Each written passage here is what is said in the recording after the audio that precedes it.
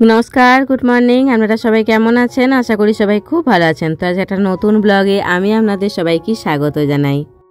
এখন ওই সকাল 10:20 এরকম বাজে। স্নান হয়ে গেছে, রান্নাবান্না এখনও সব কিছু কমপ্লিট হয়নি। তো তার মধ্যেই ডোরবেল বাজলো, একটা পার্সেল এসেছিল।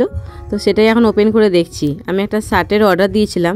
আমার ব্ল্যাক, রেড সব রকম শার্ট আছে, কিন্তু এই ব্রাউন কালারের শার্ট থাকে নাই। কিন্তু আমার যেন মনে হচ্ছে না একটু বড় হবে এই শার্টটা। মেঘা ক্যামেরা অন ছিল দেখে কিছুক্ষণ বসেছিল, তারপর দেখছি যে অনেকক্ষণ ধরেই অন আছে। ওই জন্য সুরসুর করে আমার পিছন দিয়ে চলে গেল।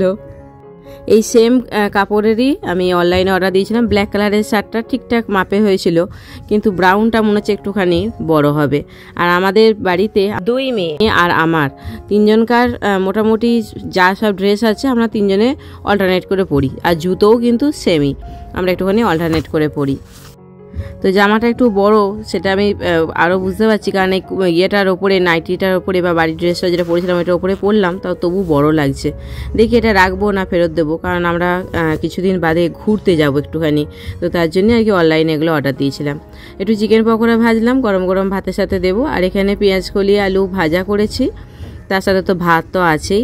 আর ডিমকে না ভর্তা করেছি, মানে ডিমকে সেদ্ধ করে ওই কাঁচা পেঁয়াজ, কাঁচা লঙ্কা, একটু কাঁচা তেল আর নুন দিয়ে ভর্তা করেছি।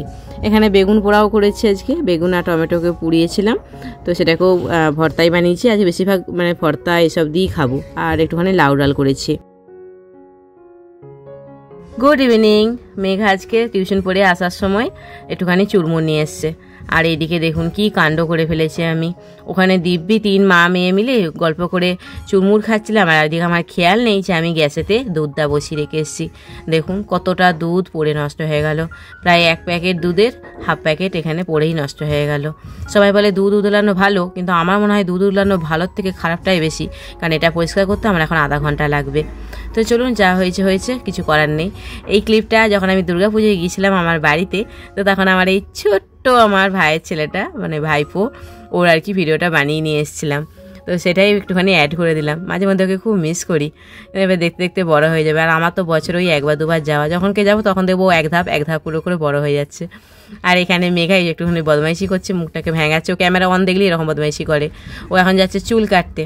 চুলটা ওর নাকি বড় হয়েছে, কাটবে। ওর এক সময় চুল ছিল অনেকটা লম্বা, একদম মানে পায়ের গোছ ঠিকবো এরকম হয়ে গেছিলো, হাঁটু অবধি বারে বলতে পারেন চুল ছিল।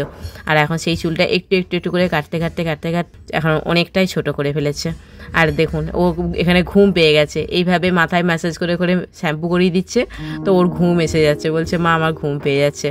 এই যে চুলটা এখন ভিজে আছে, বললো মা এটা লাস্ট ভিডিও করে নাও, চুলটা এই থাকছে, এটাকে কেটে আমি কতটা ছোট করবো তুমি শুধু দেখো। এই চুলগুলো যখন কেটে ফেলে না, আমার খুব মন খারাপ হয়। সত্যি কথা বলতে আমার লম্বা চুল এটাই পছন্দ, আমার ছোট চুল পছন্দ নয়। কিন্তু কি করব, ও পড়াশোনার চাপে তো ওর চুলটাকে ঠিকভাবে মেনটেন করতে পারছে না বা যত্ন করতে পারছে না।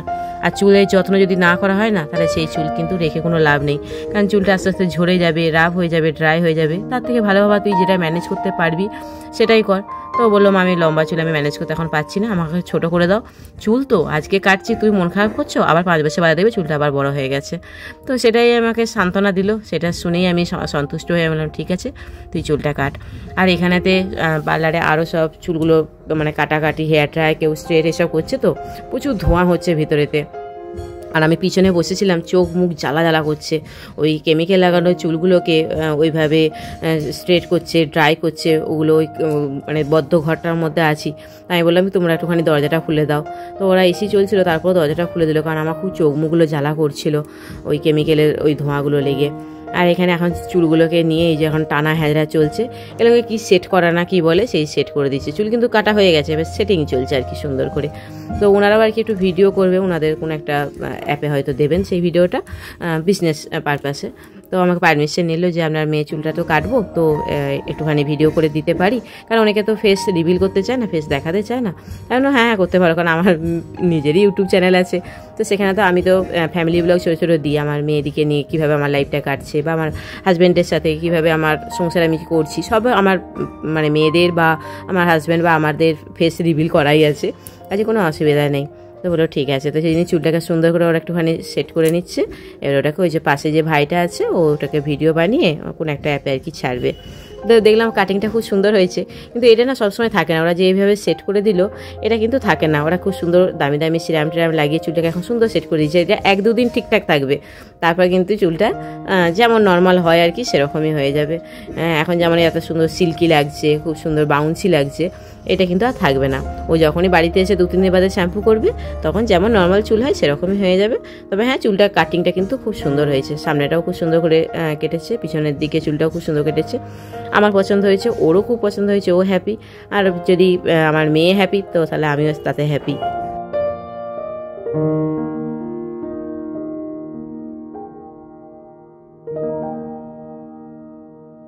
এখানে সেই সন্ধ্যাবেলায় এসছি, অনেকটা টাইম আজকে আমার এখানে নষ্ট হয়ে গেল। এই আধা ঘন্টা চুলে শ্যাম্পু করতে, আধা ঘন্টা চুল কাটতে, আধা ঘন্টা এরকম সেট করতে, আধা ঘন্টা এরকম ভিডিও করতে। আমি জানি না আমি কখন গিয়ে রান্না বান্না করব, আমার মাথা খারাপ হয়ে যাচ্ছে। আমি এরপর তাড়া দিচ্ছি, এবার তাড়াতাড়ি চলো মা, আমি বাড়ি যাব, যে আমার রান্না বান্না আছে।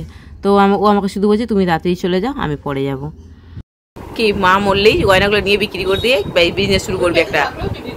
এ ভাই তোকে আমি চিনি না রে, তুই কে রে? তুই আমার গয়না কেন নিবি রে ভাই? কে রে বা তুই? গয়না আমি তোকে ত্যায্য গাল করে দিচ্ছি, তুই বেরো ভাই, রাস্তা দেখ, ওই দিকে দরজাটা কেটে পড়, চলে যা।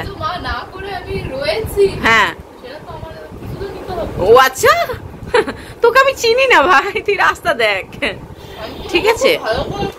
এক্সট্রা তুই চিনলে তো হবে না, আমাকে তোকে চিনতে হবে। তুই আমার কাছে গয়নাগুলো নেবার জন্য তুই আমাকে চিনিস বলছিস এখন? কি পেলাম? কিছু পাইনি আমি, আমার তো ও আদর। তুই একটা চুমু দিবি বলেছিলি, 2 টাকা দিতে হবে বলেছিলি, চা করে, হ্যাঁ চা করে দিস 5 টাকা 10 টাকা 20 টাকা করে মেরে নিস আমার কাছ থেকে।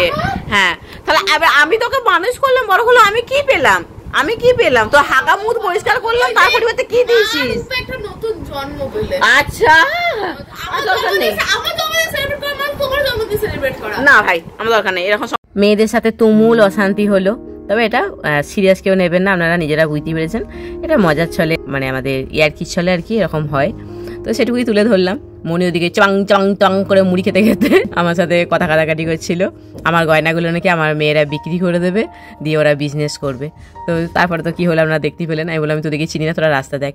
আর এদিকে পিন্টুর গাটা গরম হয়েছে, জ্বর জ্বর ভাব আছে, তো সেটাই মেঘা দেখে বলছে মা এখন গায়ে জ্বর নেই।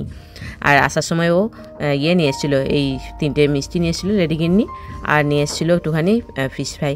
তো চলুন, রাতে ডিনার হয়ে গেছে, তারপর এগুলো খেলাম। তো ব্লগটা এখানে এন্ড করলাম। আজকের মতো গুড নাইট।